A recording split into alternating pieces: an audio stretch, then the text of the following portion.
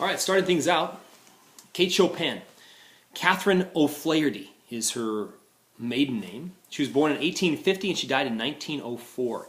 She was born in St. Louis, Missouri, to an Irish father and a French-American mother. She grew up speaking both French and English in the home. She has 2 published novels, about 100 short stories that she wrote in the 1890s. Most of her fiction is set in Louisiana, and most of her best-known works focus on the lives of sensitive, intelligent women. Her stories were well received in her own time, for the most part, and published in some of America's most prestigious magazines at the time: Vogue, Atlantic Monthly, Harper's, and so forth. She married a man named Oscar Chopin in 1870. Her biographers describe her honeymoon as one of great extravagance, of traveling through Europe and experiencing many things. The couple settled in New Orleans, and like other wealthy families, the Chopins vacationed at a place called Grand Isle. Sound familiar? That's the same place we find our protagonist at the beginning of this novel, or novelette, The Awakening. From 1871 to 1879, the Chopins had 5 sons and a daughter. I have a sneeze coming on here, sorry.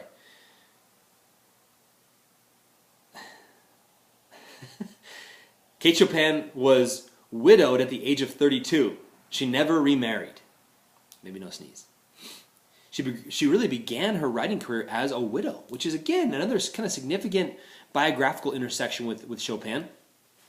Because one of Kate Chopin's key characters in this text, I mentioned her already, she's the artist, the piano player, Madame Ritz, is a widow. At this time period, a widow had more freedom than a married woman and a woman who was single. Well, The Awakening came out in 1899, actually, and it was widely condemned. This is one of her short stories that was not appreciated. Critics called it morbid, vulgar, and disagreeable. Many of her stories and her writing was forgotten after she died. But in the 1950s, we call the Kate Chopin revival. Scholars began to look at her work again and recognized, in truth, that there is something really great. There is something very moving and insightful, not only about women, but about the human condition. In some ways, Kate Chopin was ahead of her time. Let's get into the text.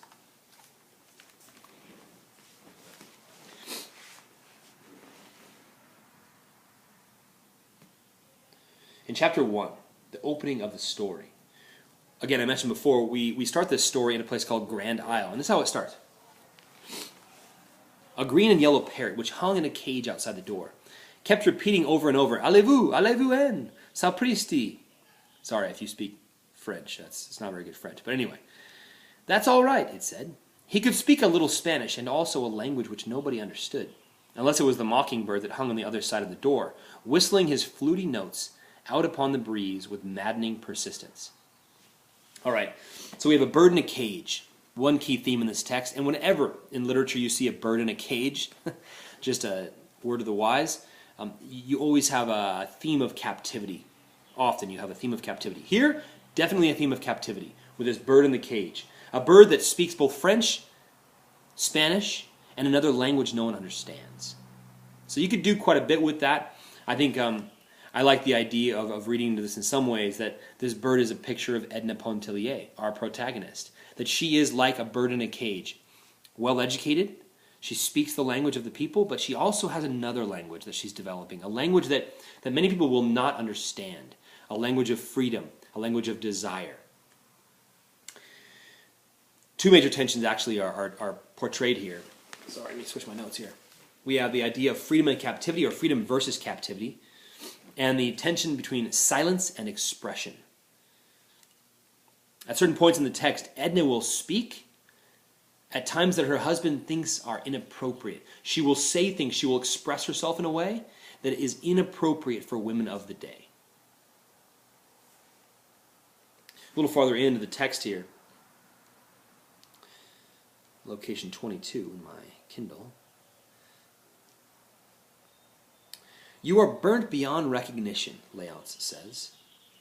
looking at his wife, as one looks at a valuable piece of personal property which has suffered some damage. He held up her hands, strong, shapely hands, and surveyed them critically, drawing up her fawn sleeves above her wrist. Looking at them reminded her of her rings, which she had given to her husband before leaving for the beach. She silently reached out to him, and he, understanding, took the rings from his vest pocket and dropped them into her open palm. She slipped them upon her fingers. Then, clasping her knees, she looked across at Robert and began to laugh.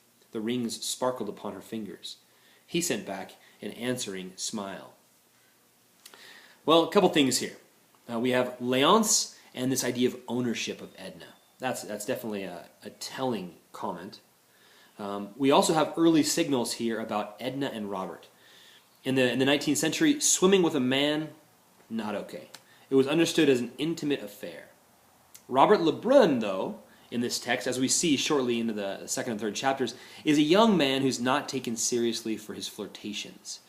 He's grown up on the island. He's been really kind of a young servant to the richer women. And they've always seen him as young Robert, not taken seriously, not seen as a threat. Well, that might change, right? Because here we see this issue of the wedding rings. And the fact that she had her wedding ring off while she's off with Robert tells something to us as the reader. Perhaps, hey, there may be something that's not quite so innocent that's developing here. Something that is actually countercultural and anti-society. In chapter 3, let's take a look at chapter 3. We have an interesting comment that Edna makes. And it's this. He thought it very discouraging that his wife, who was the sole object of his existence, evinced so little interest in things which concerned him and valued so little his conversation. We see at the very beginning an ownership, a misunderstanding, a brokenness in this relationship. He goes on to reproach her for not looking after the children as he expects her to. And the result of all this fighting has this effect on Edna. An indescribable oppression, which seemed to generate in some unfamiliar part of her consciousness, filled her whole being with a vague anguish. It was like a shadow, like a mist, passing across her soul's summer day. Well, these are new emotions for Edna. These are misunderstood feelings. Oppression is described as a shadow, like a mist, passing across her soul's summer day. Her soul, I think, it's significant here that it's compared to a summer season. Perhaps this connection will prepare us, the reader, for a change of season. The feelings in her soul are compared to a natural progression from one season to another. What goes on in Edna is not unnatural, but natural for one who is free. That's an important statement, an important realization that we see in this text. Let's jump to chapter 6.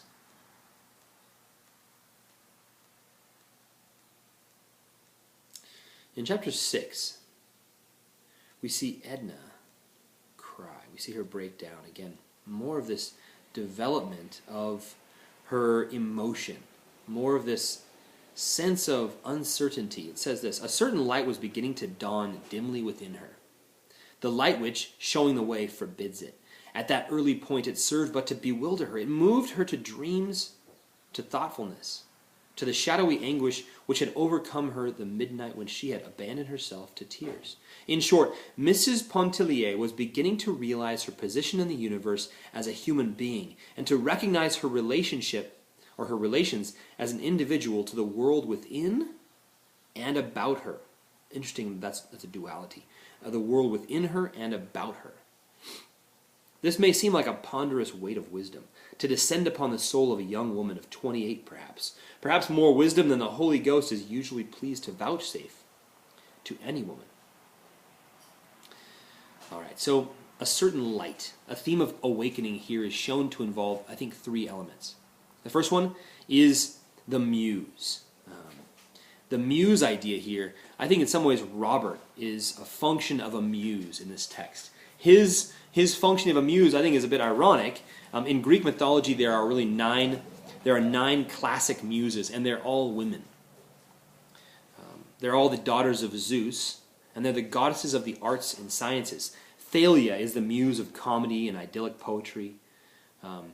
Melpomene is the muse of tragedy. Clio is the muse of history. Euterpe is the muse of lyric poetry. Terpsichore is the muse of music and dancing. Erato is the muse of erotic poetry. Calliope, muse of epic poetry and rhetoric. Urania is the muse of astronomy. And Polminia is the muse of sacred hymns and harmony. The muse, like I said, is, in a classic sense, always a woman or a feminine figure. And here we have Robert, expressed in some ways as a muse figure. I think that's fascinating, especially for a text about a woman achieving an awakening, that there's a man, a male muse. This is what we call an inversion of a classical structure. And interesting that Chopin would employ a man as a muse for a woman. Another challenge, perhaps you might say, to the patriarchal structure of the society that is really oppressing Edna Pontellier. The second element is Edna's identity as a woman. What is a woman, and how is she different from a man? What is the proper role of a woman in society, in Edna's society? These are questions that are key to Edna's awakening. And the third element is the sea, the ocean. Actually, a little farther on, beyond where I just had read from. It says, "The voice of the sea is seductive, never ceasing, whispering, clamoring, murmuring, inviting the soul to wander for a spell in abysses of solitude, to lose itself in mazes of inward contemplation. The voice of the sea speaks to the soul. The touch of the sea is sensuous, enfolding the body in its soft, close embrace." The sea is described as being seductive like a siren in mythology. Again, the sirens in mythology, I don't know if you remember this or not, but the sirens would beckon sailors to the shore. And it would always be a rocky, dangerous shore where the sailors would crash and die. And so the sirens were famous for luring sailors to a rocky, dangerous shore, only to their own death. Is that the sea for Edna? What is the function that the sea will play for Edna in this text? Will it beckon her to her death and demise, to her damnation and destruction? Or will it be another inversion of a classical structuring, which would be the sea beckoning Edna toward freedom, salvation, life, perhaps? The sea is described as having an enfolding touch. There is a maternal nature of the sea here that we see, of water. Often in literature, water bodies are often understood as maternal symbols. Another picture of the womb, if you will. Is that the role of the sea in this text? Questions we should be considering as we go along. The next chapter over, chapter 7. Edna is having a conversation with Madame Radignoli. Madame Radignoli is a picture of womanhood, of a classic woman, right? Who follows all the rules of what it means to be a woman, who fits into the acceptable structures of a woman, that fits into the acceptable role of a woman in society. That is Madame Radignoli, classic woman figure. I don't see her as antagonistic in any ways, but she, in some way, we might call her a foil, as one who disrupts Edna's life in some ways, because Edna looks at Madame Radignoli and says, "That is not who I am. That is not who I am, and yet that is what I'm supposed to be." And so Edna's life in some ways challenges Madame Radignoli's life, and vice versa. And so in this discussion with Madame Radignoli, we see Edna saying some pretty interesting things. "Of whom, of what are you thinking?" Madame Radignoli asks her, whose countenance she had been watching with a little amused attention, arrested by the absorbed expression which seemed to have seized and fixed every feature into a statuesque repose. She says nothing, and so forth, and goes on. And she says, "But for the fun of it," persisted Edna, "I'll tell you, right?" She says, "First of all, the sight of the water stretching so far away, those motionless sails against the blue sky, made a delicious picture that I just wanted to sit and look at. The hot wind beating in my face made me think without any connection that I can trace of a summer day in Kentucky, of a meadow that seemed as big as the ocean to the very little girl walking through the grass, which was higher than her waist. She threw out her arms as if swimming when she walked, beating the tall grass as one strikes out in the water. Oh, I see the connection now. This is a very important episode in this text. She will continue to come back to this. There'll be continued references to this episode of a little girl wandering aimlessly through a field. A little farther down she says, "My sunbonnet obstructed the view. I could see only the stretch of green before me, and I felt as if I must walk on forever without coming to the end of it. I don't remember whether I was frightened or pleased. I must have been entertained. Sometimes I feel this summer," a little farther down, I'm skipping it down a little bit. "Sometimes I feel this summer as if I were walking through the green meadow again, idly, aimlessly, unthinking and unguided." Those are key words. So, let's just break this thing down. The ocean is compared to a field, right? That's an important connection. Edna herself is comparing herself to a child, how she was as a child. An awakening is oftentimes, or an awakening can be compared to a childlike state, a place of vulnerability, a place of learning, something where a clean slate, if you will, awakened anew, like a child. She says her sunbonnet. When she's describing her sunbonnet, she describes the sunbonnet after Radagnoli says, "Where were you going?" Right? "Where were you going?" "I don't know," she says. "My sunbonnet was obstructing my view. All I could see was what was right in front of me." She had limited vision. She was led on by emotions, feelings, faith, if you will. And then she says, "Sometimes I feel, again, that she's still, in many ways, wandering that summer, right? This summer. Sometimes I feel as if I were walking through the green meadow again." So we have Edna's return to childhood and Edna's awakening being considered a return to childhood. In this way, the awakening is a return to innocence, as opposed to a loss of innocence. That's an important discrepancy, right? That this text describes a return to innocence, a return to the womb, a return to what is natural and good, a rejection of the patriarchal society, a rejection of the limiting nature of society, not just for women, but this is a woman here, and this is more strong because this is a woman in the late 19th century, early 20th century. This is a woman who is doing things that women didn't do. She's defying culture, and it seems doubly defiant because she's a woman. She's defying what seems unhealthy structures of society that are being placed upon human expression. Okay, so let's go over to chapter 9. In chapter 9, we see another step in Edna's awakening. And it begins with the place of art in the soul of the vulnerable. I mentioned this before when I started the lecture of playing the piano. What is the place of art, and why is this an important element in the text? In some ways, Edna sees herself as an artist eventually, but not until she really works with and develops a relationship with Madame Radagnoli. And so she says this. Madame Radagnoli plays the piano. She's asked to play the piano, and it says this: the very first chords which Mademoiselle Reitz struck upon the piano sent a keen tremor down Mrs. Pontellier's spinal column. It was not the first time that she had heard an artist at the piano. Perhaps it was the first time she was ready. Perhaps the first time her being was tempered to take an impress of the abiding truth. She waited for the material pictures, which she thought would gather and blaze before her imagination. She waited in vain. She saw no pictures of solitude, of hope, of longing, or of despair. But the very passions themselves were aroused within her soul, swaying it, lashing it, and the waves, a reference to the ocean, interestingly, the waves daily beat upon her splendid body. She trembled, she was choking, and the tears blinded her.